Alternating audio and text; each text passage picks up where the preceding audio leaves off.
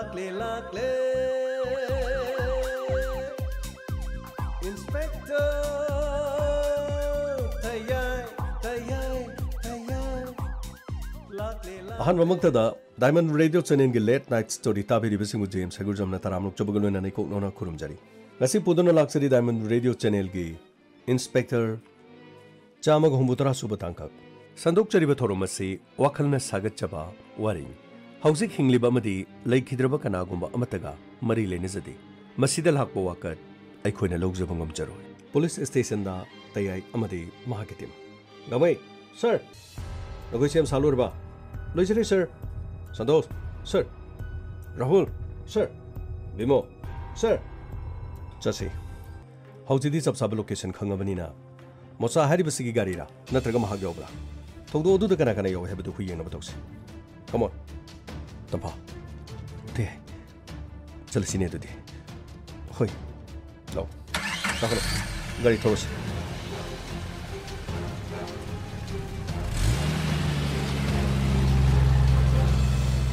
Te. Thogdo odu da mosa hari sibu chena basalo. Tampa. Mahag chena rangudra chena romdra hebedi khamungam di. Maramdi gari si mapudi mosa hari basidre. Adubu. Mahaki gari season ay boro basu kanana season nari no. Mahaki gari yon thoke basu kanadi yon ki. Maduni. Adubu thodo wasida sanjay ne pirang niba number asidi mosa ki ne hebedi khang. Asum ne inspector te gi timadu mosa gi yumda yoro kiram.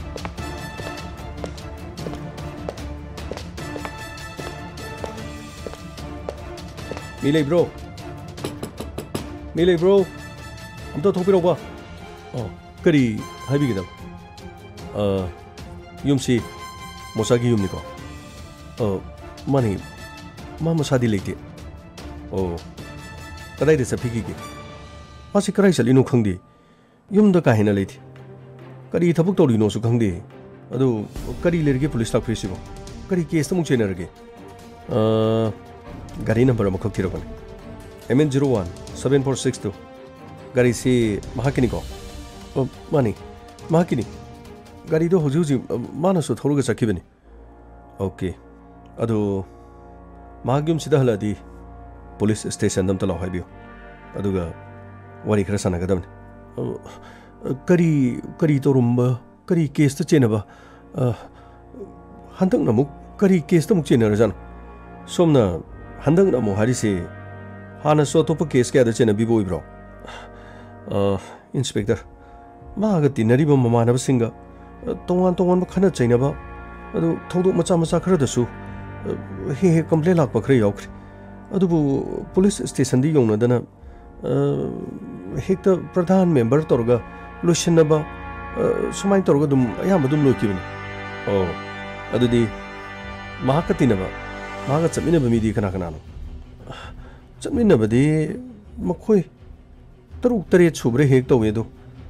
Hoji the Magayam Tinabasi. Debe and Amakatinabane. Madusumagumani. Yungi Makadang Hakleben at it. Adubu Tika Torini Mohai, but they get Tabuk Chilini Mohai, Karinu Gantadab. Adubu Kahinamigi among Watorang and Heavy Tazadi. Yamafari. Oh, Tikago Musakato we have. Chapchanari. Adudifari. Police station the Mahaki Lapagalak Tabia de Habu. Aduga Karigumala Tabatargadine. I could show them a promise. Funny, sir. I showed them a Hizagi. Paridudi. A question about Kenomataga. Have you, sir? It's an opaki number. Yargati Kudam to PB. Say. She says PB. Oh, funny. Adubu number city. I am a matam the switch of Sam Leganman. Karigino mana, I am a matam the switch of lady. Yum the gish any hay called Tobuda. Mang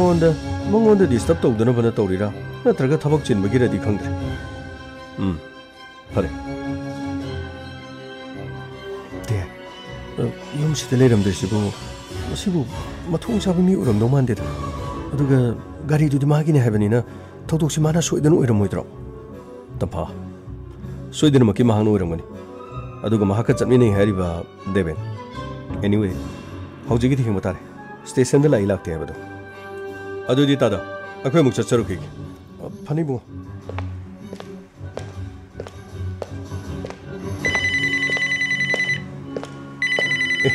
Sidi minister थोबनीना hello sir करी हाबिगेदबा इबुंगो नंगी थबकसी इचानुपाबुसु statement लौरो मतुंगदा इचानुपाबु नंना कन्व चिराग पिनब होनरी मरकसिदमु इचानुपागी ममानबा मोचा महाकी युमदा कइनो थीबु हुंबा यामना चथरमेन हाइसिबु मोचाना मु करी तौरगे करिगुमो मोचाना करिगुमो क्राइम अमा तोरम तारगदी अदुगी केस तो इचानुपादा थाइसन बिदोरिब्रो सर मदुगी वफम करीमता लेते सर केस अमखकी मोचागी गाड़ी से मसामना थोबगी चेनबनी विनेस ओइबा मी अमना मदुगी मागी गाड़ी नंबर पिरकदगी मदुगी खुंगुलिबा लाक्चबनी इंस्पेक्टर मालंगदा तेन कापकना नंगिना थौसी नंगी थबक्तगी नंगना खरे हेना ओभर तौब्रगनम तौरे खरा सुयाना यानाबदुम पंगथौ तौबसु तमो करिनो आइगी मीसिंग अदुगा आइगी इमुंग मनुंगदा यामना सिंगनरेसिबो सर वफम सिबो आइना हाइसिमुना तौने मोचा हारिबदु इचानुपागी ममानबने अदुगा अपोकपदो नंगना हुजि उनरमदो आइगी केंद्रगी ख्वाइदगी चावबा दायित्व लौरिबो आइगी भोट के दमक मांगजिन थाना ख्वाइदगी यामना चेनु इमुंग आई वाहिगे तंगाई फदबो खरा तौरगने याना याना बखरसु दो करिसु नतब केस अमगिसु हेक्ता मोंगमिचम प्रजाबु कोइ ओट कोइ थीबगी थबक्तुदि खरा तोक्सिने सर ना हाबिरिबदु अखु इसागी थौ अखु लोइना खंगजे सर अखुने तौजरिबसे अखुगी तौफम थोबनो अदुगा केस अमदा नुपी मचा मबु इजन मांगहन नबगी दमक चेनरमलबो मोचान महाके मथक्ता करी तौगदगे तौरो हाइदुदि sir I चपचाना खंगजे sir inspector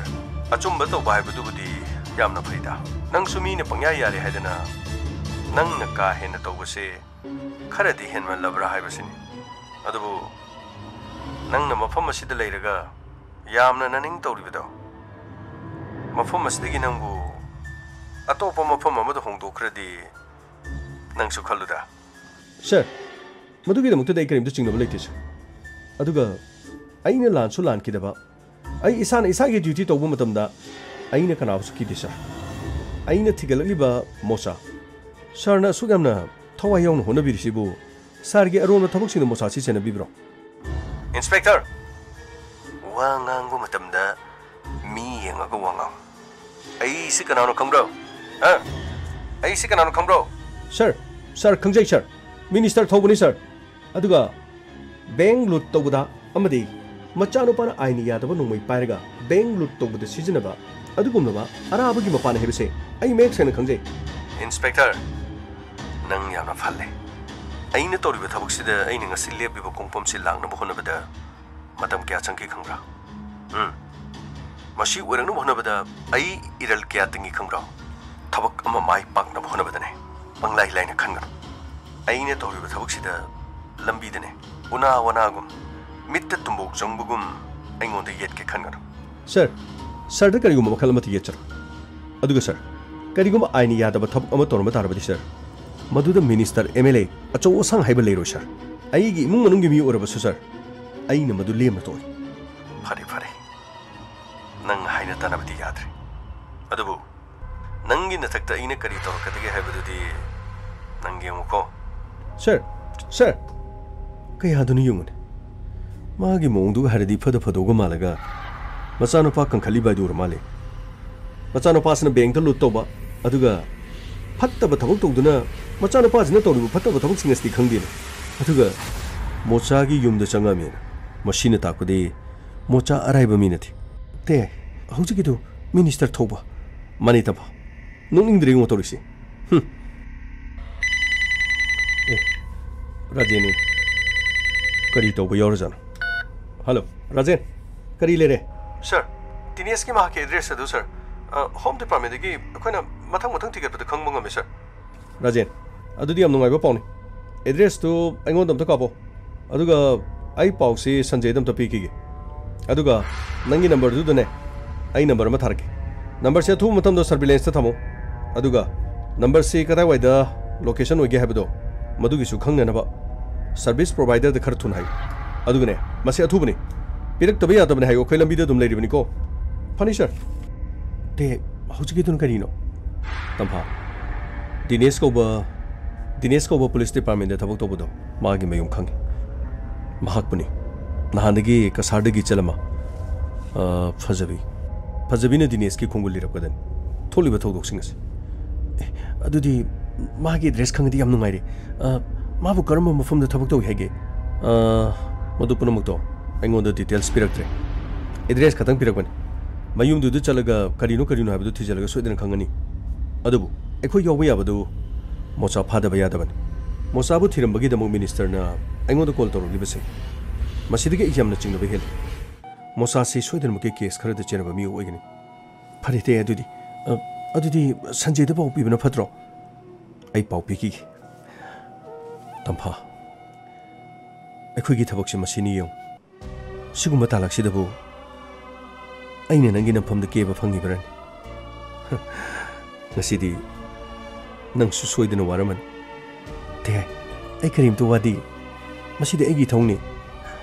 aduga fajabibu ijat mangan gi haino hona kiba mokhoi ni do phabadane ai yawring eda faradi am nungai din tampa pare adudi ai sanjid kolum ta toge ko hoite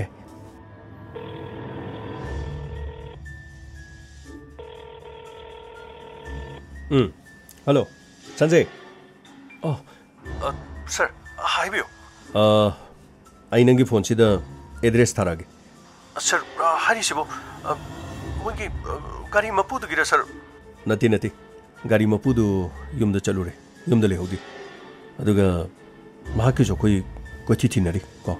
aduga ai nongoda pau matam chan hareke hauji ki di dinesh haribido madugi leifam makhoi gi yumnaksi mayingbam dinesh aduga apokpana chauban ai address eno the message tawrage address tu khanglabani na phajabi du purga mafam adu chalo kari tawge habudu yo mayu makai pandana macha masuli ramagadi ne madugi pawde gonda tamo aduga hauji su mayu makai pandana leramlaba aduruga su aingonda pawdo piro phajabi na penjana ba mana thiragli be address aduda dinesh ki yumadu di chalo thabuk mafam kadai da tai kadai de le maduna chingbudo ai lagane loina thiminers haujigi di mafam du ko khangagane phajibigi pen na rang honoromako sir yam nungai jere sir adudi sir ai ichan phajabi de tamugi gi sir fare aduga ai ga pofonu sigo fani sir thamage fani sir phajabi ai phajabi ai memsa tumbi phajabi di dada leye si maningda lekibani amta koktoro dada magi address khangabro khangi address to sida le ai gi phone da inspector te aina ne message thare haujuk juma yumadu da chaluga dabani adidi ma koro amta kharthunu koktoro magam te yam thunu mafam du da chate yadabani hoi ai koragi ita oh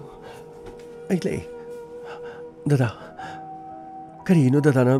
hatu kori bu kai gino phajabi nang thiri be dress tu phange moi ki yumlak tu mayeng bam chumra mani mayeng bam di haibani ma ki mapa chauban mani dada chauban na haibani phare lao chachi ibani chalagane mafum adu da ma karamna leli karamna tori mayum palabra mayum pandribra aduga karigino mana tumina leriba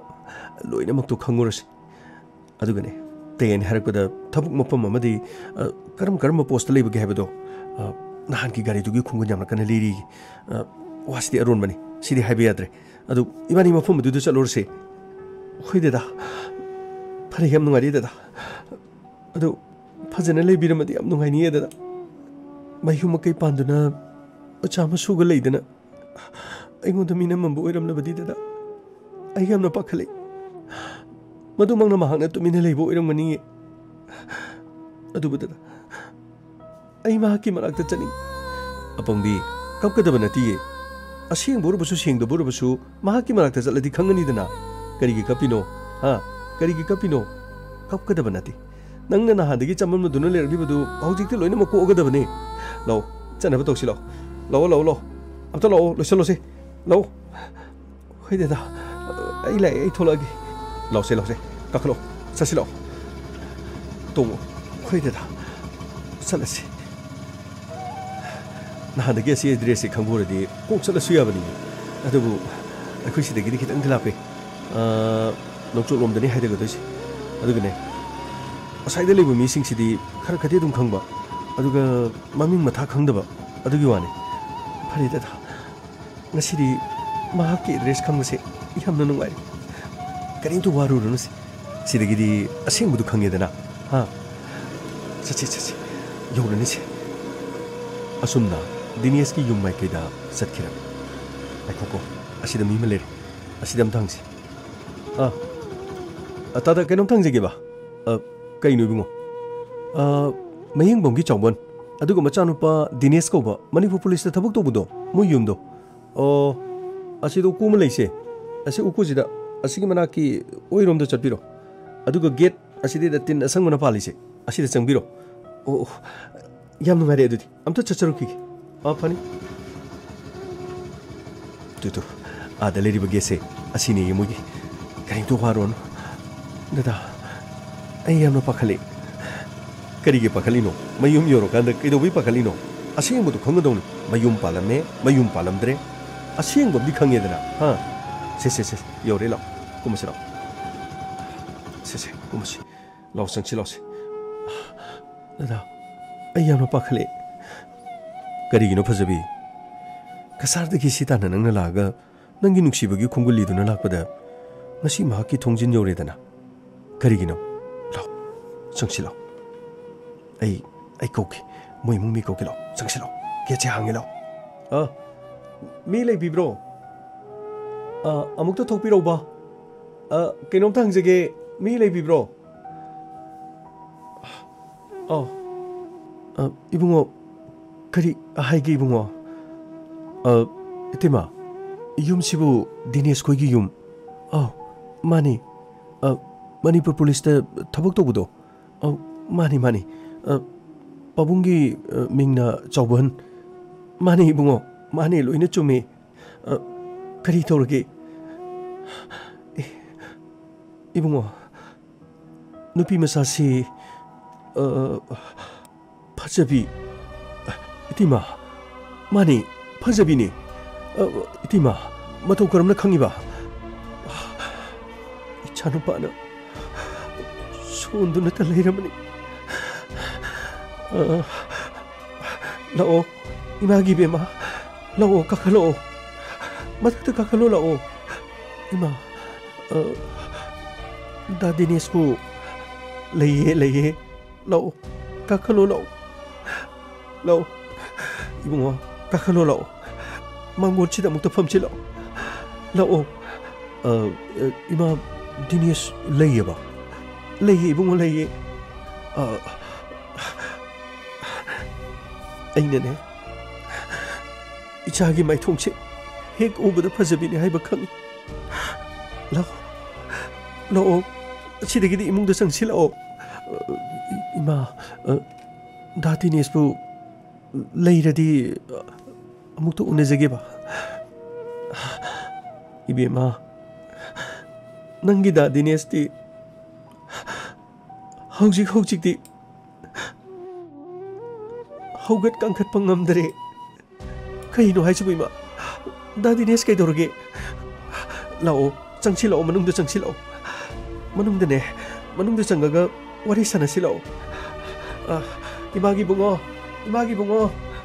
디네스 시 나마이시 레이터로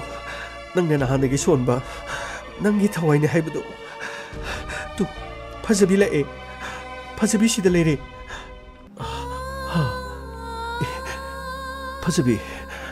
파자비 낭 아이기 콩글 리락보다 아이기 유마시 용노 랑라바 파자비 다디네스 그리노 또리시보 그이도보다 쇼이노 시부 그리 도리노바 파자비 와리시 양나 상보 와리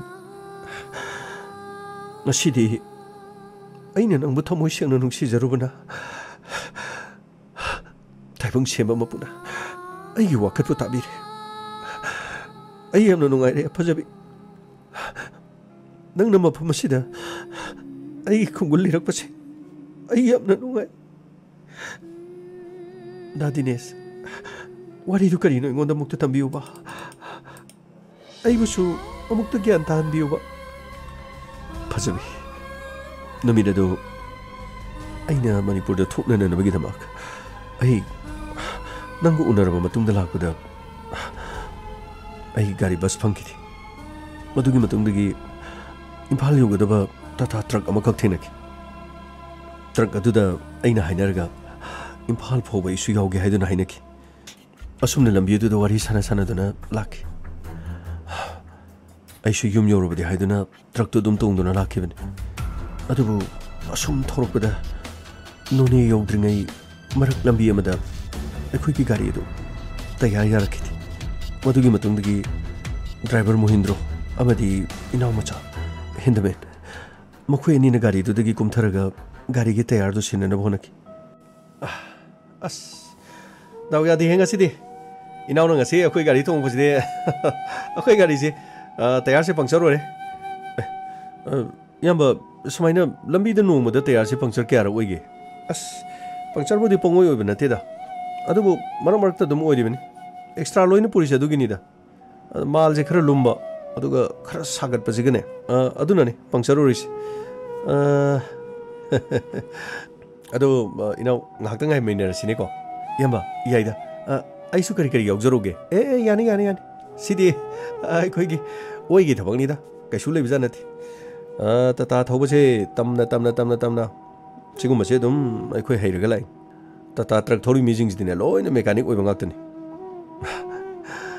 ꯑꯁ ꯆꯥꯛꯄꯨ ꯂꯝꯖꯜꯂꯦꯅ ꯇꯧꯔꯤꯁꯦ ꯀꯃꯥꯏꯅ ꯇꯧꯅꯤ ꯏꯅꯣꯛꯆꯥ ꯑꯣꯖꯥ ꯇꯌꯥꯔꯁꯦ ꯁꯤꯟꯕ ꯂꯣꯏꯔꯒ stop ꯀꯔꯤ ꯀꯔꯤ ꯄꯣꯠ ꯆꯩꯗꯣ ꯂꯣꯏ ꯄꯨꯊꯔꯛꯑꯣꯅꯦ ꯆꯥꯛꯇꯨ ꯃꯔꯣꯜ ꯑꯃ ꯊꯣꯡꯇꯣꯛꯑꯒ ꯆꯥꯊꯣꯛꯑ ꯆꯠꯈ꯭ꯔꯁꯦ ꯍꯣꯔꯦꯟ ꯂꯝꯕꯤꯗ ꯆꯥꯛ ꯆꯥꯕꯁꯤꯗꯤ ꯐꯔꯛ ꯇꯥꯔꯅꯤ ꯑꯩꯈꯣꯏ ꯌꯧꯈꯤꯕꯗ ꯆꯥꯛ ꯂꯩꯇ꯭ꯔꯦ ꯂꯣꯏ ꯍꯥꯏꯔꯛꯑꯅꯤ ꯌꯥꯏ ꯑꯣꯖꯥ ꯁꯤ ꯂꯣꯏꯔꯒ ꯇꯧꯖꯔꯒꯦ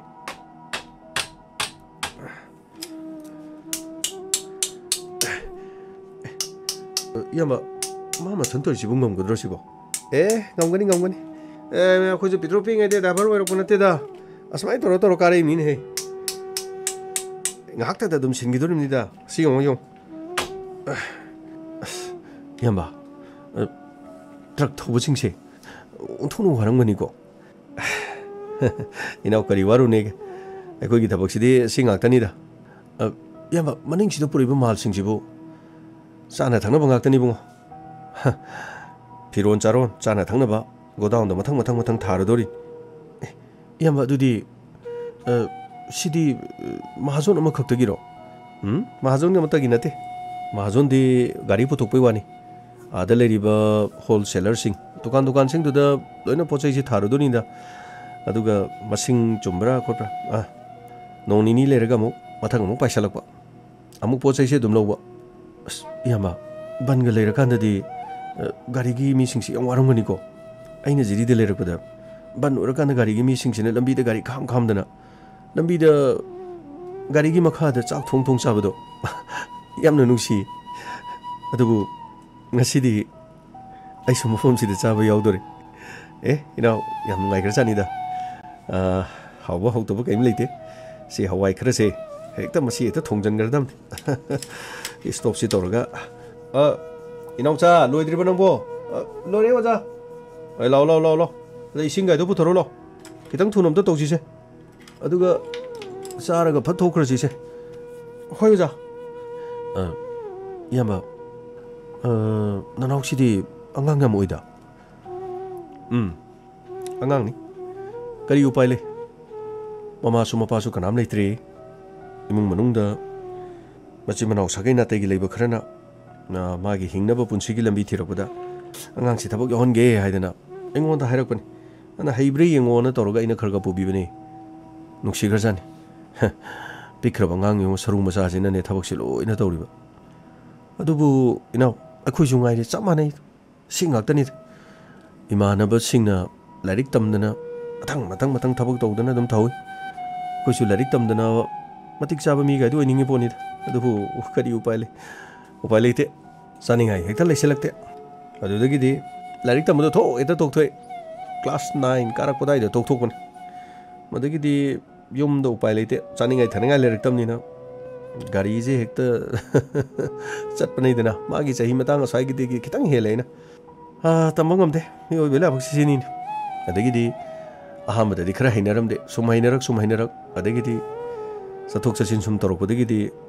ꯍꯧꯖꯤꯛꯇꯤ ꯗ꯭ꯔꯥꯏꯚꯔ ꯑꯣꯏꯔꯤꯁꯤꯅꯤꯅꯦ ꯌꯨꯝ ꯀꯩ ꯄꯥꯜꯂꯦ ꯏꯆꯥ ꯏꯁꯨ ꯂꯩꯔꯦ ꯁꯤꯅ ꯑꯃꯨꯛ ꯊꯥꯛꯏꯕꯅꯤ ꯇꯧꯔꯤꯁꯤ ꯑꯗꯨꯕꯨ ꯑꯩꯒꯤ ꯏꯆꯥꯁꯤꯡꯗꯨꯗꯤ ꯒꯥꯔꯤ ꯗ꯭ꯔꯥꯏꯚꯔꯗꯤ ꯑꯃꯠꯇ ꯑꯣꯏꯍꯜꯂꯣꯏ ꯏꯕꯨꯡꯉꯣ ꯂꯣꯏꯅꯃꯛꯅꯦ ꯃꯇꯤꯛ ꯆꯥꯕ ꯃꯤ ꯑꯣꯏꯍꯟꯒꯦ ꯁꯤꯅ ꯑꯩꯅ ꯈꯜꯂꯤꯁꯦ ꯑꯁ ꯑꯗꯨꯕꯨ ꯕꯟ ꯕ꯭ꯂꯣꯀꯦꯠ ꯀꯟꯕꯁꯤꯅꯅꯦ ꯏꯕꯨꯡꯉꯣ ꯒ꯭ꯌꯥꯟ ꯇꯥꯗꯦꯗ ꯑꯗꯨ ꯏꯌꯥꯝꯕ ꯁꯤꯗꯒꯤ ꯐꯪꯕ ꯄꯩꯁꯥꯁꯤꯅ ꯌꯨꯝꯕꯨ ꯐꯖꯅ ꯆꯂꯥꯏꯕ ꯉꯝꯕ꯭ꯔꯣ ꯏꯌꯥꯝꯕ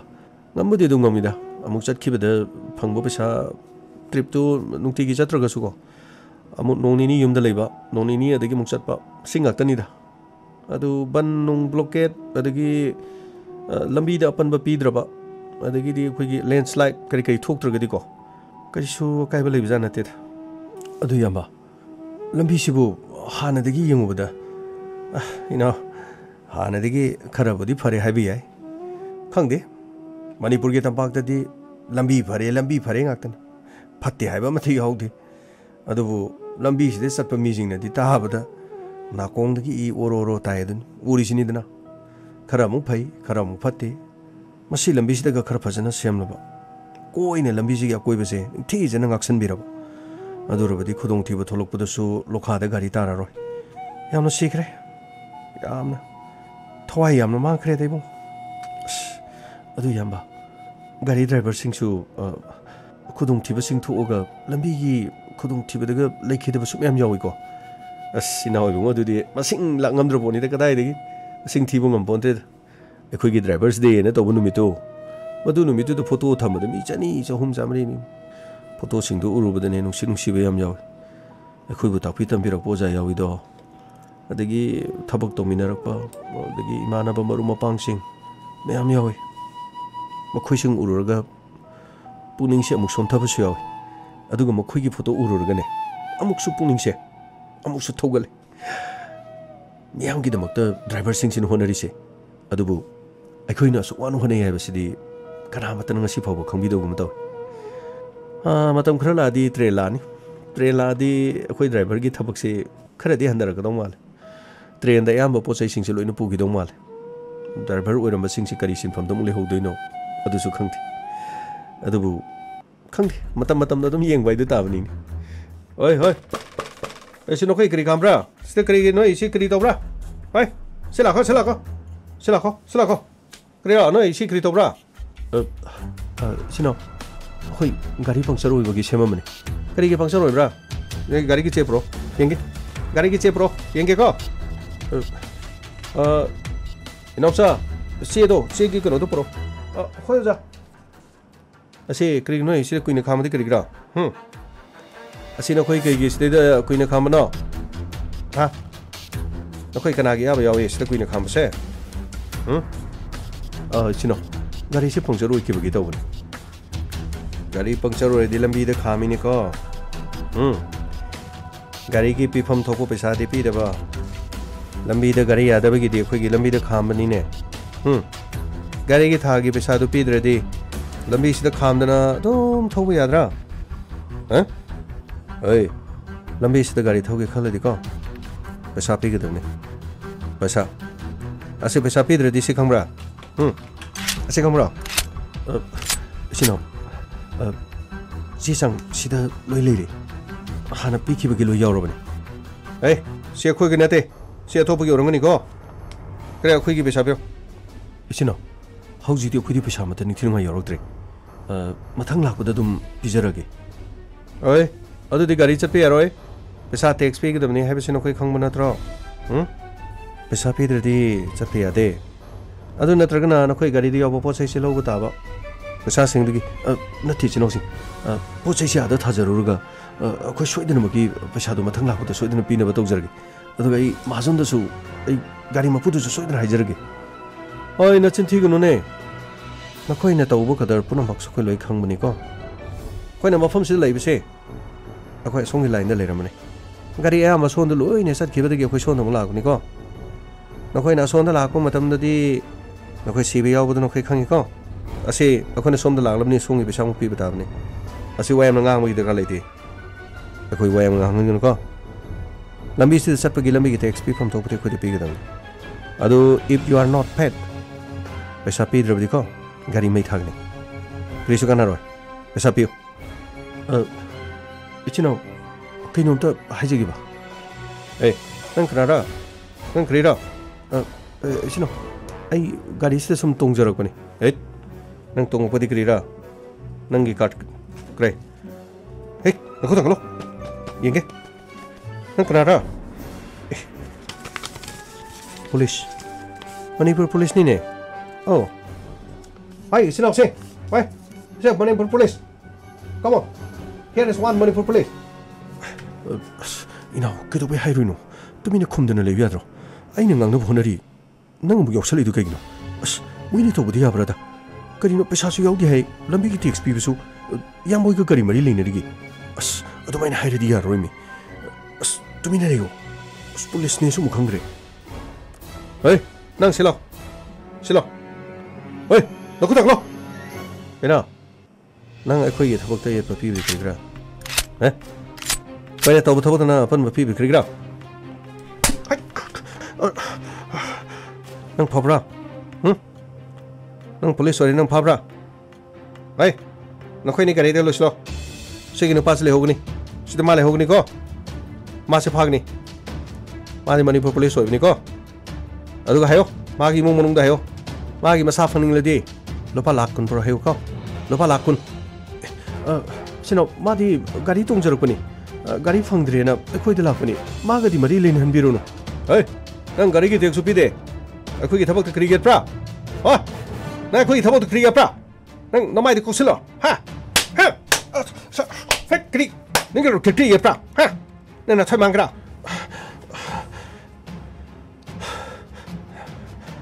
मसिद लेदि पकामुसे 아이나 너무 심문드나 시르수지 짱르수 정말 어두부 아이 너코이 가리도 섞여줘 아이 너코이 가리도 써 마세기 머니포 플레이스 코이나 파레 해고 뭐코이기 이모 무능도 루파 라쿤 피드디 마시 마사 어디 펑니 아두고 뭐코이기 마하존다 하요 마 롱토부 라쿠도 거 드라이버도 마기 코이기 타기 택수 야오거든니 아시 강해고 니 우스도 야로까 oi nokoi phau sak no ko koi na haibs ni se khoi ge ria ni khoi ge ria ta gari phau du sal di pesa pi ba ba ni ko nokoi na pesa pi der no sai mang ba ta ba nokoi sining der de lam bi se phau ba ya roi nokoi na haibs se nokoi ya ga dam ni sino ya ga di magi ma phom de khu tha bi no akhoi soi der ma ki akhoi ma jon da haijer ga mathang gi lak bu soi der no pesa pu jor no bhone jar gi hai nokoi kri gi na sen phti thi bro ne ha nokoi kri gi na sen phti thi bro Secreto, secreto ba. Siya ko na pa secreto. Se, ni si bne. Ko na haibe yadra de ko mayok tholai de loin sing ni ko. Set to be aroi. Adu kari gina ko na Manipur police ke mi se puro chapra. Kari gi mana ko thabok thamana get pra. Mana get ke to secret gra. Na ko ge tax fee de bu ma pur ke spy wina sapra. Sino. Adu ko kari mtali jadi. Ako bilanu biginu ke dorge. Ako atai thai cho dum pi dunu nai. अखोने पीद्रदि मथम कसु लाक्प यागदब लेके खरा खरा दुम पीरग दुम चनरि बंग आतनी अखोय दुम पीनब तोजगे के दोगे खितंग फाथबियु इचिन होय कक्तनते मयाम गिसु मथम पीरकपनिना खितंग खुदुंग चागिदबने आई मथंग सोयदने पुजरके मथंग आई पुरक तारगदिने आई गाड़ी चटपंग मोहिता हागे अदुगा आई सोयदने पुजरके बै आइगोंद के दंग थाजबियु के दोगे असे नंग बुदि यारेने फरेने अदो हंदके पैसा पीदबने गाड़ी स्ते याव पोत सै जखोय पुब तारे गाड़ी के मनिंग से थोंग आंगो गाड़ी के मनिंग से थोंग क्रांग से को अस्ते याव पोसे खरे कोई पुदुन सकने अस अदुदि या रिचनो आदि योरुगा मदुदि वा थोक तारेबा करी वा थोकब्रा अदु यादरदि होजे टेंकी दे नोमै कापसिंगे याब्रा हे टेंकी दे नोमै कापसल न कोई गाड़ी थोगद्रा कोई ट्रायर सिंसे लोइन नोमै कापब्रा कोने पाइप से फाकी मम्ब्रा से कोने पाइप से फाकी मम्ब्रा बा सिक्री मांगे सिक्री मांगे सिक्री नो सिक्री मांगे बा इचिनो किसी तो फादर बियो के दोगे अखोई लोइन मग याने याना लोइन पिनरि ngakani लोइन बिजगे सिदगी पोचै दुकाई तारगदि अमुक महाजन गा तोरगो वा थोकनरनेबा khoi mathang la ko dum pesa du pina batogi aduga phajin biribido masu thadok piro akhoi dum chachakragi mathang gi la ko dane sigi mafam ji makta dorsu akhoi ga thina si kre no khoi mathang la ko dano khoi scott pur ga la de kre to ba ha na khoi mathang la ko de scott pur de khoi kre to ha no khoi ja phong ma man bra ha khoi na thau ba sa phong ma man bra oi no thoi ma ga ne gari sigi oi indaben nang gi si thori si mathak maning je tho gari si manung di po lo ge ko si po chi khar lo si si thong hak si si maning gi sa hang se oi 단자 시계 구동 잡으실런가 뭐 크기 너무 힘을 내가 부홈들이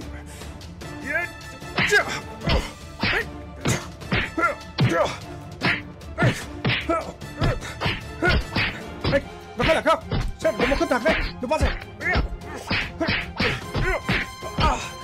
đã tiền thì ai đừng mà chi nhà ngang thì nó tổ đi ya đi tao phụ cho tao phụ please hay cái nào mà này khơi cái đồng muốn lừa khơi được phụ cái đâu sẽ được đâu ha mà xin cái nào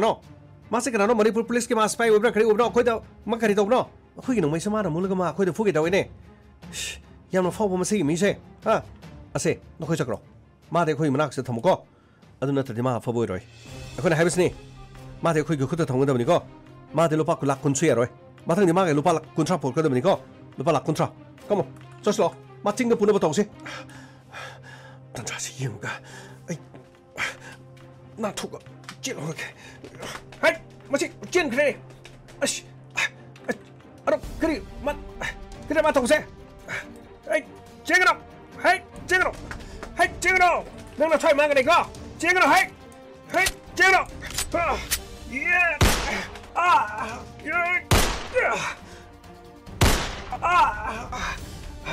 kiri chăm ra nang kiri chăm ra nang mà sẽ tự động mấy bà này nang mà sẽ phô bị làm sai này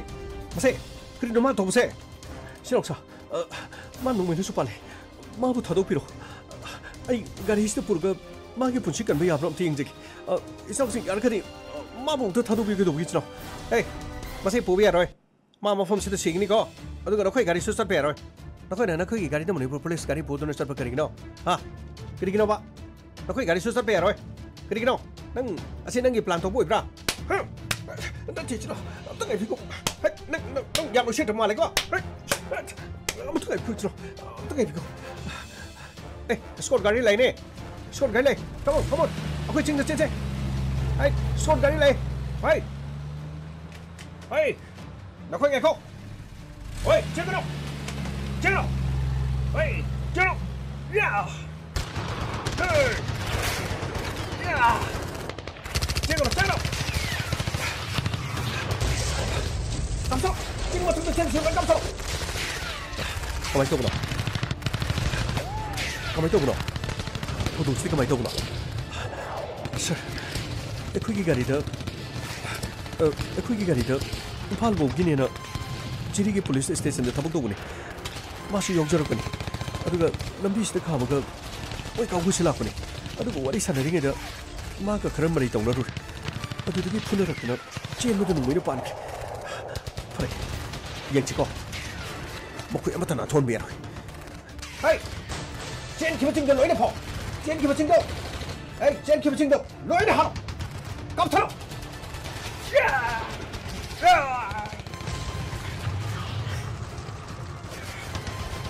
Ceasefire! Kaya soe, kamay to le. Sir, makoy ni nung pali sir. Atay di chen kre sir. Asok ko sing do bro. Gari dhabso. Driver, nang sunang gi gari se. Akoy gi tung da thoro. Aduga asok ko hospital da khartunu purgi. Natal di punchi ji mang tare. Pali sir. Matung kata kamating pau gi sir.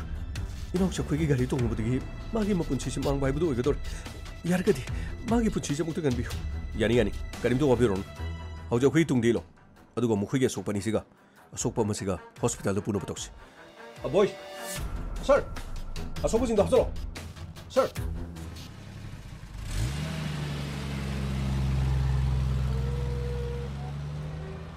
asum ai khoangasida nongmai maru ani aduga paikalda nongmai maru ama madudagi ai shoki mafam maduda igi phone ta hoki ꯐꯖꯕꯤ ꯊꯧꯗꯣꯛ ꯑꯗꯨꯅ ꯑꯩꯒ ꯅꯪꯒ ꯂꯥꯞꯅꯅꯕꯒꯤ ꯑꯆꯧꯕ ꯃꯔꯝ ꯑꯃ ꯑꯣꯏꯈꯤ ꯅꯨꯃꯤꯠ ꯑꯗꯨꯗꯒꯤ ꯑꯩ ꯐꯅ ꯀꯨꯏꯅ ꯑꯩ ꯍꯣꯁꯄꯤꯇꯥꯂꯥꯏꯖ ꯇꯧꯗꯨꯅ ꯂꯩꯈꯤ ꯑꯩꯒꯤ ꯄꯥꯎ ꯑꯁꯤꯗꯤ ꯅꯪꯅ ꯈꯪꯂꯝꯂꯔꯣꯏ ꯑꯗꯨꯕꯨ ꯐꯖꯕꯤ ꯑꯩꯅ ꯒ꯭ꯌꯥꯟ ꯇꯥꯔꯛꯄ ꯃꯇꯝꯗ ꯑꯩ ꯅꯪꯒꯤ ꯅꯝꯕꯔꯁꯨ ꯑꯩ ꯈꯪꯕ ꯉꯝꯈꯤꯗꯦ ꯑꯩ ꯃꯗꯨ ꯈꯛꯇ ꯅꯠꯇꯦ ꯑꯩꯅ ꯁꯣꯛꯈꯤꯕꯁꯤꯗꯒꯤ ꯑꯩꯒꯤ ꯕꯦꯡꯀꯤ ꯄꯥꯁꯋꯥꯔꯗ ꯃꯣꯕꯥꯏꯜ ꯐꯣꯟ ꯅꯝꯕꯔ ꯁꯣꯁꯤꯌꯦꯜ ꯃꯤꯗꯤꯌꯥꯒꯤ ꯃꯈꯜ ꯈꯨꯗꯤꯡꯃꯛ ꯑꯩꯒꯤ ꯁꯣꯛꯈꯤꯕꯁꯤꯅ ꯃꯔꯝ ꯑꯣꯏꯗꯨꯅ ꯑꯩꯉꯣꯟꯗ ꯑꯀꯥꯎꯕ ꯀꯌꯥ ꯂꯥꯛꯍꯟꯈꯤ ꯅꯪꯒ ꯃꯥꯟꯅꯕ ꯐꯣꯟ ꯅꯝꯕꯔꯁꯤ ꯁꯤꯟꯗꯨꯅ ꯅꯝꯗꯨꯅ ꯐꯖꯕꯤꯔꯥ ꯐꯖꯕꯤꯔꯥ ꯑꯩꯅ ꯉꯁꯤꯁꯨ ꯍꯪꯕ ꯂꯦꯞꯇ꯭ꯔꯦ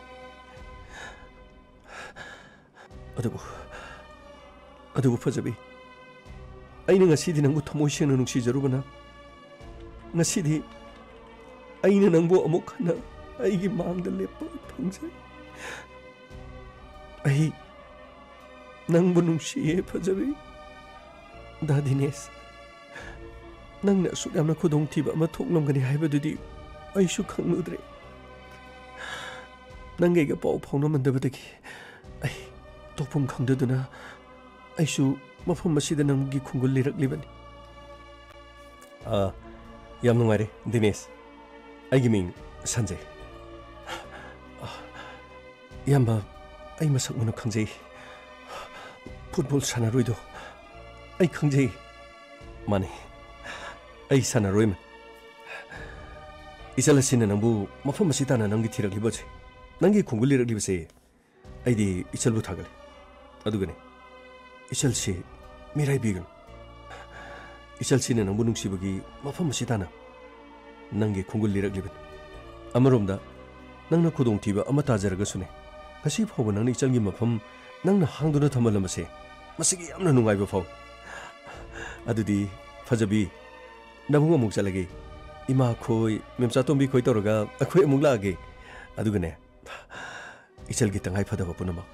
ꯑꯩꯈꯣꯏ ꯂꯣꯏꯅ ꯃꯇꯦꯡ ꯄꯥꯡꯒꯅꯤ ꯑꯗꯨꯒꯅꯦ ꯇꯉꯥꯏ ꯐꯗꯅ ꯍꯌꯦꯡ ꯏꯅꯥꯎ ꯗꯤꯅꯦꯁꯅ ꯅꯥꯕ ꯐꯔꯒꯅꯦ ꯂꯨꯍꯣꯡ ꯈꯣꯡꯗꯣꯡꯕ ꯑꯩꯈꯣꯏꯗ ꯅꯪꯒꯤ ꯌꯨꯝ ꯑꯣꯏꯔꯒ ꯂꯨꯍꯣꯡꯒꯗꯕꯅꯤꯀꯣ ꯑꯗꯨꯒ ꯗꯤꯅꯦꯁ ꯏꯆꯟꯁꯤ ꯌꯥꯝꯅ ꯋꯥꯖꯔꯕꯅꯤ ꯑꯆꯨꯝꯕꯅꯤ ꯗꯗꯥ ꯊꯦꯡꯅꯔꯝꯗ꯭ꯔꯕꯗꯤ ꯑꯩꯒꯤ ꯄꯨꯟꯁꯤ ꯂꯣꯏꯔꯕꯅꯤ ꯑꯩꯅ ꯗꯥ ꯗꯤꯅꯦꯁꯀꯤ ꯈꯣꯡꯒꯨꯜ ꯂꯤꯔꯛꯄꯗ ꯑꯩ ꯀꯪꯉꯥꯎꯅꯈꯤ ꯑꯩ ꯃꯐꯝ ꯈꯪꯈꯤꯗꯦ ꯑꯗꯨꯕꯨ ꯅꯨꯡꯊꯤ ꯅꯣꯡꯃꯪꯂꯕ ꯑꯍꯤꯡ ꯑꯗꯨꯗ ꯃꯤꯑꯣꯏ ꯑꯅꯤꯈꯛ ꯊꯦꯡꯅꯗꯨꯅ ꯑꯩꯒꯤ ꯄꯨꯟꯁꯤꯕꯨ ꯇꯦꯝꯁꯤꯡꯅꯔꯛꯈꯤ ꯑꯗꯨꯕꯨ ꯏꯕꯨꯡ ꯑꯁꯤ ꯊꯦꯡꯅꯕꯗꯒꯤ ꯑꯩꯒꯤ ꯑꯅꯧꯕ ꯃꯄꯣꯛ ꯑꯃ ꯄꯣꯛꯄꯤꯕꯅꯤ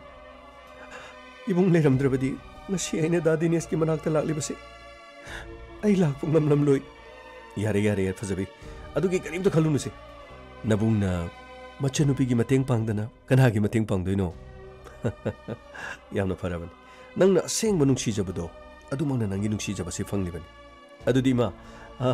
ꯑꯩ ꯏꯆꯟꯁꯤ ꯄꯨꯖꯔꯗ꯭ꯔꯥ ꯏꯆꯟꯁꯤ ꯁꯤꯗ ꯊꯝꯃꯝꯃꯒꯗ꯭ꯔꯥ ꯏꯃꯥ ꯑꯩ ꯀꯔꯤ ꯇꯧꯖꯧꯒꯦ ꯏꯃꯥ ꯏꯕꯨꯡꯉꯣ ꯏꯃꯧꯁꯦ ꯂꯩꯖꯍꯧꯔꯁꯅꯨ ꯑꯗꯨꯒꯅꯦ ꯃꯈꯣꯏꯒꯤ ꯏꯃꯥ ꯄꯥꯕꯨꯡ ꯃꯌꯥꯝ ꯄꯨꯝꯅꯃꯛ ꯂꯣꯏꯅ ꯄꯥꯎ ꯐꯥꯎꯅꯖꯔꯒꯦ ꯏꯆꯥꯁꯤꯅ ꯅꯥꯕ ꯐꯔꯒꯅꯦ ꯃꯈꯣꯏꯒꯤ ꯅꯤꯡꯕꯗꯨ ꯊꯨꯡꯍꯜꯂꯁꯤ ꯀꯩꯗꯧꯕꯒꯦ ꯏꯕꯨꯡꯉꯣ ꯐꯔꯦ ꯏꯃꯥ ꯌꯥꯝꯅ ꯅꯨꯡꯉꯥꯏꯔꯦ ꯏꯃꯥ ꯑꯗꯨꯗꯤ ꯉꯁꯤꯁꯦ ꯑꯩꯈꯣꯏ ꯐꯖꯕꯤꯒꯤ ꯅꯤꯡꯕ ꯊꯨꯡꯂꯦ ꯑꯩ ꯃꯁꯤꯗꯒꯤ ꯍꯦꯟꯅ ꯅꯨꯡꯉꯥꯏꯕ ꯂꯩꯇ꯭ꯔꯦ ꯏꯃꯥ ꯑꯩ ꯄꯥꯎꯁꯦ ꯑꯩꯒꯤ ꯏꯃꯥꯗꯁꯨ ꯇꯝꯃꯨꯈꯤ ꯑꯗꯨꯒ ꯐꯖꯕꯤ ꯏꯃꯥ ꯄꯨꯔꯒ ꯃꯦꯝꯆꯥꯇꯣꯝꯕꯤꯒ ꯑꯩ ꯁꯣꯏꯗꯅ ꯂꯥꯛꯀꯅꯤ ꯗꯤꯅꯦꯁ ꯅꯥꯕ ꯐꯔꯣ ꯀꯣ ꯍꯣꯏ ꯏꯌꯥꯝꯕ ꯃꯇꯝ ꯈꯔꯗꯤ ꯆꯪꯈꯤꯅꯤ ꯍꯥꯏ ꯑꯩ ꯅꯣꯡꯃꯒꯤꯗꯤ ꯈꯔ ꯐꯒꯠꯂꯛꯏ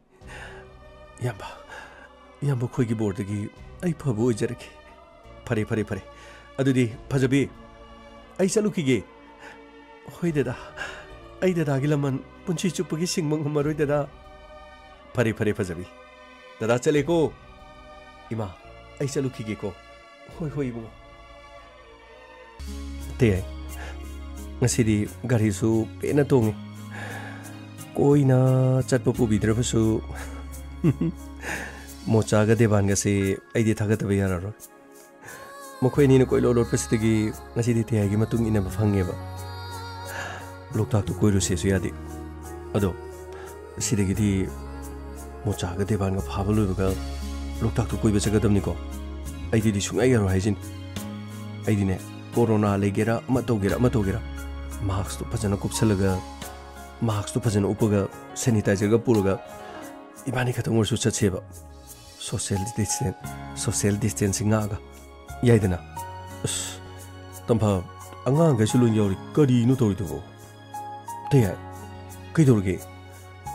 미기능 신나보다 부모이부 답이요 해그로 시디가리 도무지 뽕뺀 핵비엘리 모짜 대반 나코이니 시함노 파이고 애교 있는디 나코이니 능아 시디 대야니 꼬이 뽀부비레 얌노 파이고 그이도르가 뭐야 그리스 다우데다 서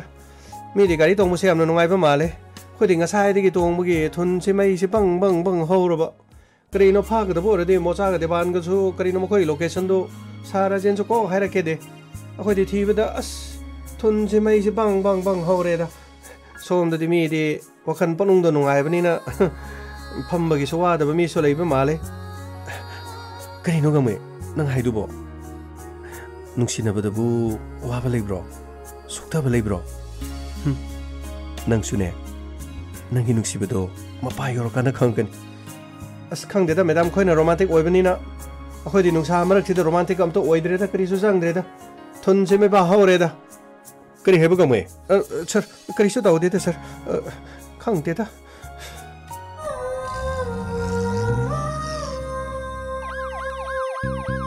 लाकले inspector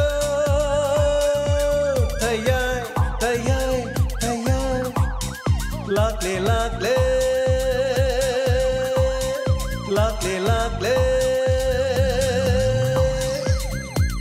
Inspector Tayang Uthanaba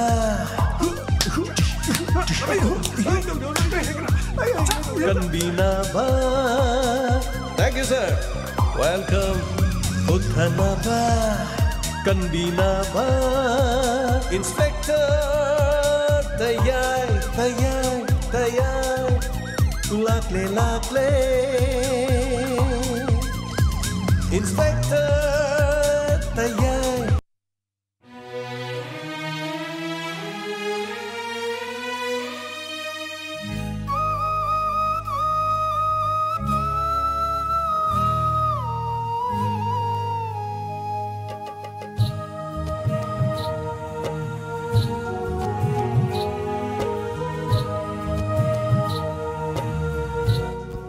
하나나 다그처링 아세기 인스펙터 때의 자마가 홍보드라 수바탕각 따비리버싱 leptana sandukjaragdiba inspector teyai chamaga homputara sujinkhre loinana tonga platform khusem live youtube radio amade akasmani bibit bharti ge apto sandukjariba thoromasibu tabiriba sing hanana thagachari ngasigi birthday tariba singi yaifa mangol me punna piminasi masigi matungda miyangi feedback amadi comment patoksage Laurembam nungsiba son of El Somendro Nambol Oinam Mamang Lekai Nungsirabe isa sigidamag yai famangol pijari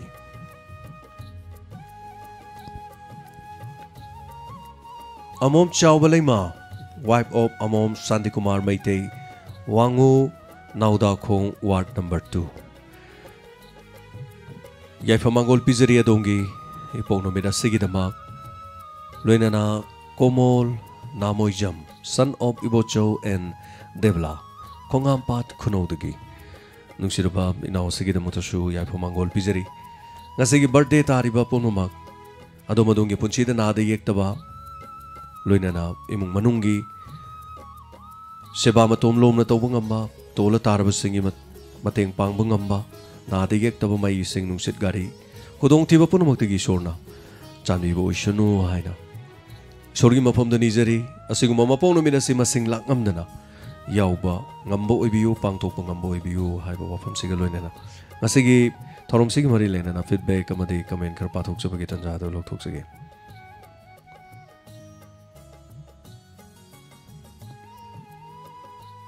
ओइना मी बेम सा थागचरी ngasi gi tangka si siam nungai jai na ta pire थागचरी dum tangka si dum yam tangai phadaba tangka ma hai tare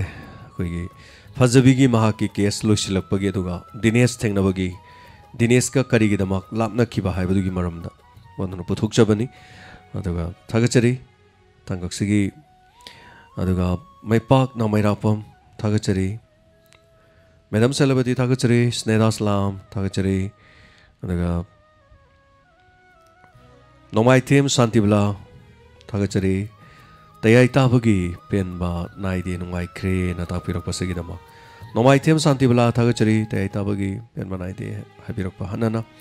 अदुगा दिगला निंगथौजम थागचरी army colour army advertising तमो तमो होइगी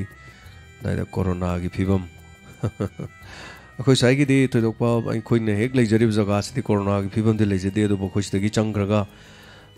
kilometre अनीमुक हाइतारे अदवाइदे चंगगा containment zone अमदि लेबा माले kilometre अहुम मरी मुक चलगा अदु नतब खोगी स्वाइगी एरिया सिदि होजु भाउगी इन लेजरी जगह सिदि इन्फॉर्मेशन जे लेतरी अदुगा yes अखोगी हेक सी जगह सिदि आहान मखरगा होरोपा मी कुंथ्रा निफु होरोपा दाइदो अदाइदु द अमल लेरमी अदुदुगी इमुंग मनुंग फैमिली मा पुलप लेरमी मथंग मथंग इमुंग जिमा पुलप नाबा खरदि नाद माले अदु अदुम खर खर रिकवर तोरखरे हाइतारे को अदुगा थागचरी आसिफ हैप्पी बर्थडे हाइबिरी तंफा थागचरी नाव किशोर सुनाम थागचरी राजा खान थागचरी हनिंगा लेतना मतम पुरमत मियाम के सेवा तो बोइबिउ ना तापिरी थागचरी Rafiq Ahmed happy birthday to all अबतोन मकक मयम मैडम तंफा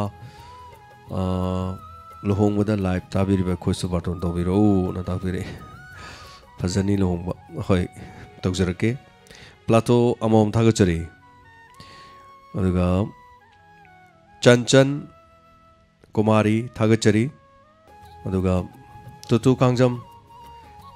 हैप्पी रमजान मुस्लिम इचिनाव सिंह पुनमकी याइफा पाउजेल पिजरी हाइदना तुतु नतापिरे थागचरी मुस्लिम इचिनाव सिंगी अदुगा साइट मजबूर थागचरी दिनेश की अनाबसी थुना फगलक्तुना फजबिगा थुंगना बोइरसनु हाइदना तापिरे से थागचरी रोमेन थोंगाम थागचरी दुर्बा अमदि इतो करम तौरगे रोमेन कैरेक्टर यामनिना खरगा पुथगनी लोइना मुंगत उत्पदि सोंगोंगमोय अदंगाइ मिनसे रोमेन माइ माइ तांकक सोइदना लाकनी अदमाइन हाइजगे थागचरी अखोय याहौदबसे अमदा पुथगबन अदुनो कैदौग्रे मयाम अदुम हंगबिरक यावे कैसु काइदे द वारिगी मतुंगिना अदुम गाइमिनसे संजय याम कुइनि यावरुद्रबनी हंदा कैरेक्टर सिम चंगइसिनी अदुबो तसेंगबदि मखोयगी वारी याम पुथोकनब नते तौजरिसे केस के अमरोम से इंस्पेक्टर ते अमदि महाकि टीम न सानबा अदु खक्तनी हाइतरे तैसिदि यावरुबदुगी तंगाइ फदना कैरेक्टर खरगा फुकट पे वानी अदु मखोयगी वारी पुंची वारी सुम लीरगदि लोइबदि नाइरोय अदुबो असेंगबदि थोलिबा थौदो वाथोक खर मणिपुर थोखिबा थौदो वाथोक सिंगदगी लौथोकजरगा मयामदा केसिंग असि लीबा तंबा यानन बहुनरपनी हाइतरे अदुगा येमिनसि अदुगा तोंगा तोंगान मदा हाइतरे ऑटो की गाड़ी से टाटा की अदगी मखन मखन लेरिबा मयाम से डॉक्टर की पुंसी पुलिस की पुंसी मयाम से लोइना पुसलकपनी हाइतरे को थागचरी राजक एलिस पेनाव थागचरी ngasi wari kunungai se mai hore na tapire Alice थागचरी हाबिरक पसे आइदि मयाम ngasi wari si nungai किद्रबरा न थवाइ दिम वाजबं खक यावी अदुगा याम तौफम खंगदबा मा हाइतारे मदुगा आइजु इसाजे याम नुंगाइतबा अदुनो वारि सिन वार मोइद्राना सुम खलगा सुम लैबा हाइतारे दु लिगलानि थौजम थागचरी रोशनी थागचरी अदुगा जेमास हाइदे जेमास थागचरी मैडम सेलबदी थागचरी रुकया सानी बेमचा तेंथा थागचरी सरवारी यामना फजई फजबिगी असेंगबा खंगपना तापिरे थागचरी अदुगा रॉबर्ट जुमनाम थागचरी यामना नुंगाइजै दिनेश का फजबिगा थेंगनबा ना तापिरे थागचरी एलेस पेना हैप्पी बर्थडे हाबिरे बसंत लाइश्रम अदुगा बिग्यारानी सगोल सेम थागचरी याम नुंगाइजै थेंगनरिबा वाबा खुदोंग मै चाबा मयाम खुदोंग चादा मयाम तापिरे एमडी सिराज थागचरी गाड़ी ड्राइवर सिंगी यामनदि वाबा जानी चिंगी लालौबो सिंगी याम फत्तबा जानी तापिरे सुम येंगिनासि एदा तांकाक अमदा दुम थोलक जानी एदा फटना दाइ मतंग दु करी फावबिगी गेना हाइतारे ngasiगी दे दुम ख्रस नुंगाइबम जे दुम खंगौदबा हाइतारे ना ꯑꯗꯨꯒ ꯌꯥꯝ ꯀꯟꯅꯗꯤ ꯍꯣꯠꯅꯖꯈꯤꯕꯅꯤ ꯉꯁꯤꯁꯨ ꯑꯣꯖꯤꯠ ꯂꯧꯔꯤꯌꯝ ꯊꯥꯒꯠꯆꯔꯤ 이베말 데비 타가체리 톡소 메리 이빠 제임스키 마군 시디 angakpane나 takpire 타가체리 하비럭 바시기다막 thank you so much 와이남 잭션 타가체리 sir diversing기 awab wari puthokpiba 타가체리나 takpire 타가체리 와리시 amdi leibani driver gi warisi tongana yam lakhini lakpasu mate amasu dum yaukre matek si ngasigi su tangkak amani haitare ko aduga aina saga chabam su leiba aduga 타가체리 앨리스 투투 अदुगा जुलिया case तागचरी Kumar case सारे inspector थे कि वारी से मसा अकरेनो मसिंग खुदिमा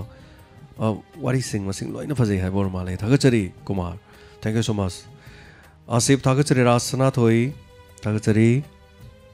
इनावी Thokchom sir ते ताबगे हिंग तुम दबगे है नबी लेरे ngасidi miyam gi dama khonari ba sor ba तागचरी तापिरे तागचरी इनावी होय आइना मयाम परमक्सी तुम दिल लोइन तुमहंदरे ना अदो बाइना तुमहंजद्रिसि यामना ते पुंग खरा गाइबगी खरा गा हाइतारे अदो कनागुमदि दुंगना तुमथोगा करी हाइतारे तांकक अमदा एलार्म गुम थमगा हाइतारे को होगलकपुसु दुम यावे हाइतारे सो तागचरी एम सुशील शर्मा सर न म्यांमार की आर्मी साबदु याम माले ना तापिरे तागचरी एम सुशील हालो हालो गान हरक यावे मीना आइने म्यांमार की आर्मी साबजि लीला अनि नि हाइतारे wakching inong alam da haiba ma wahang ama haiba ma adugo wakching inong alam da di yam teli aina tholo ga forum chairam khakta ni haitare adugo wahang ama haiba lila de sin ani rak thoi aduga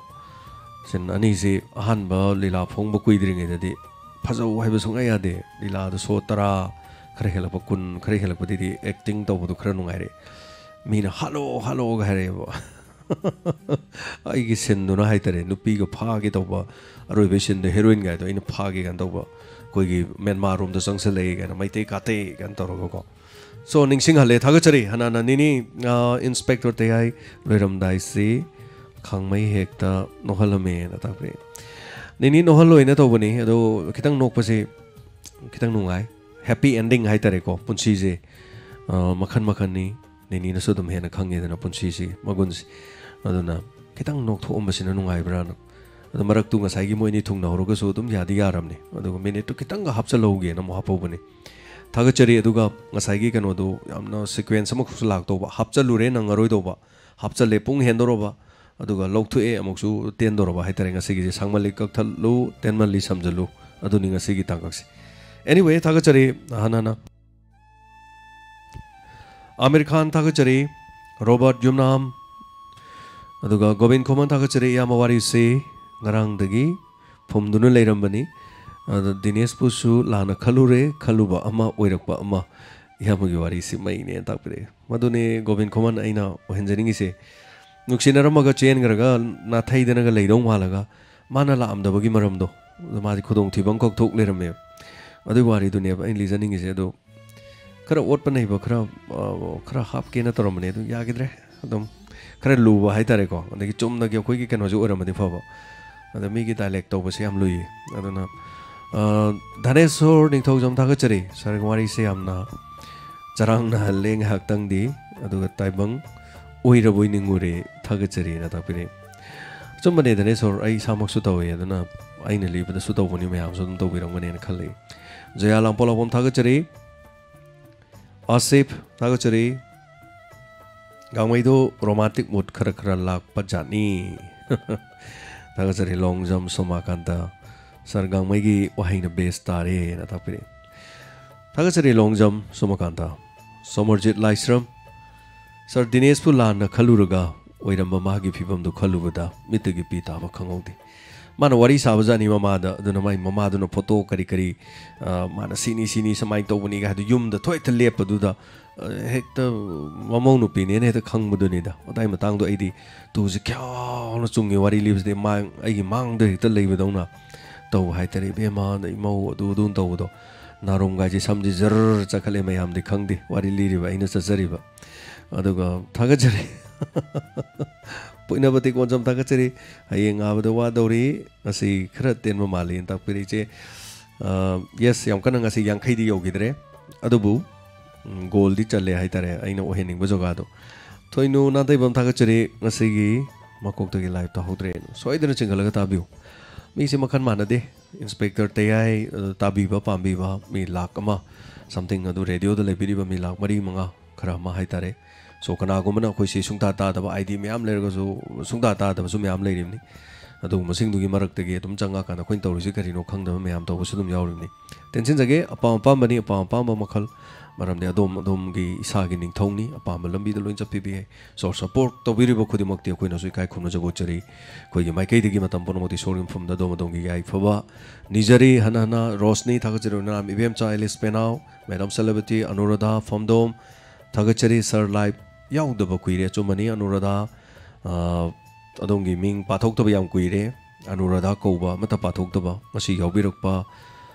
thagachari naurem nawbi adu nongmai them sarmila site islamuddin thagachari nongmai them sarmila driver gi punchi awa bagi masak ne habirok pa chumani driver gi family mayam jawbi rongani driver mayam ta bi rongani karamai na thengnarom ge karamai torong ga ge do se tambona dum wala horo do bani hai tare duga ronita guru aribam thagachari driver singsi asengba yamna wa bajani hai base akhanglabasu adu khangna khaludi adubu ngasi gi tangkaksida khanghan bire na tapire खरा यामने expose तौगेन तौजबने अदु वारी से मखोगी वारी नतमनी ना हाइतारे खरा ममांगदबदे इना कितंग जु पनगिबदम लेगरे anyway थागचरी राजक बिजेंती सरंगबम मंगालाय चोम बम थागचरी साइट इस्लामुद्दीन नगाइना पोथाबी गोविंद कुमार थागचरी मपोंग नोमित तारिबा सिंह या फमांगोन पिबिबा Robert जोमराम थागचरी अदुगा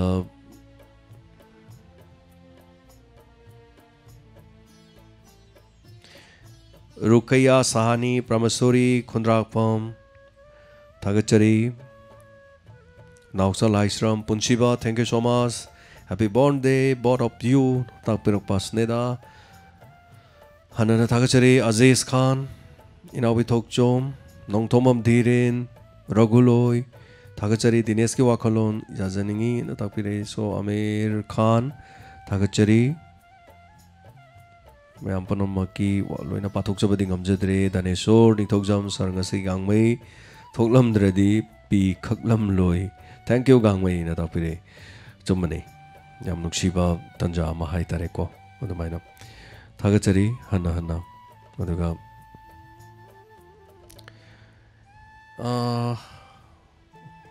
thagachari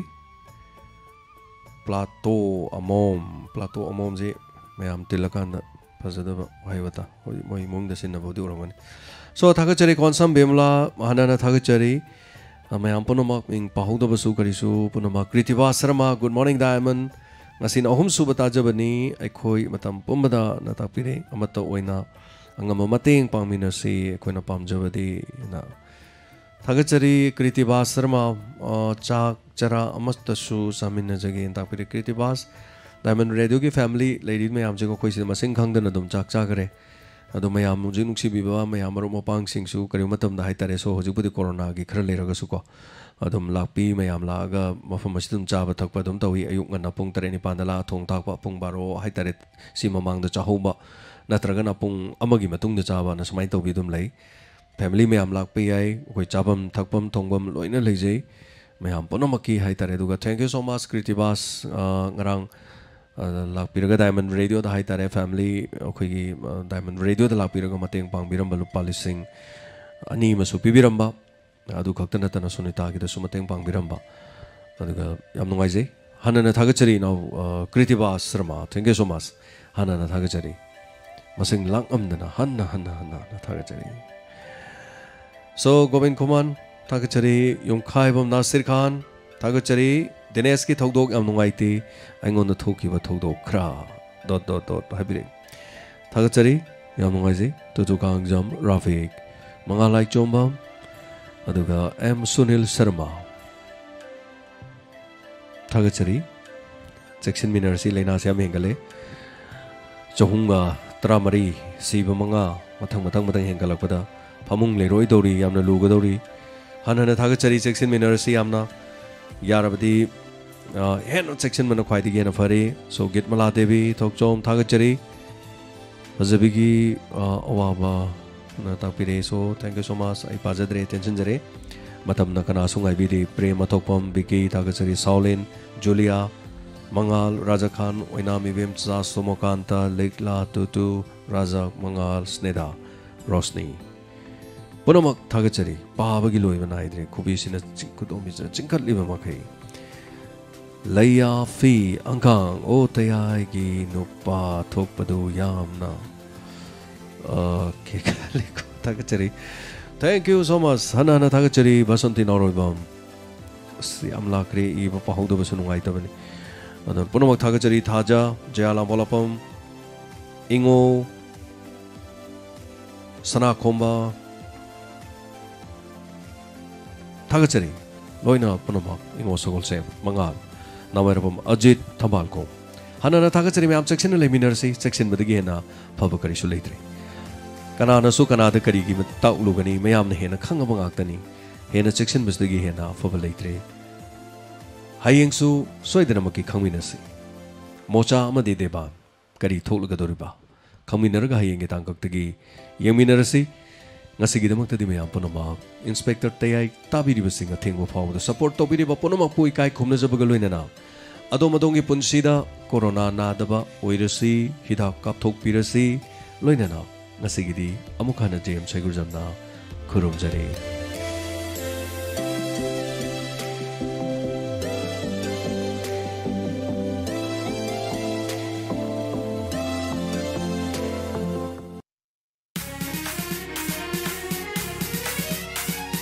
Like a suna sat lava like Goni, Kanduka Yadi itin from me. Balay Trava, Changi Hawaii, Diamond FM Radio, oh, Diamond FM Radio 91.2 Diamond Radio Channel.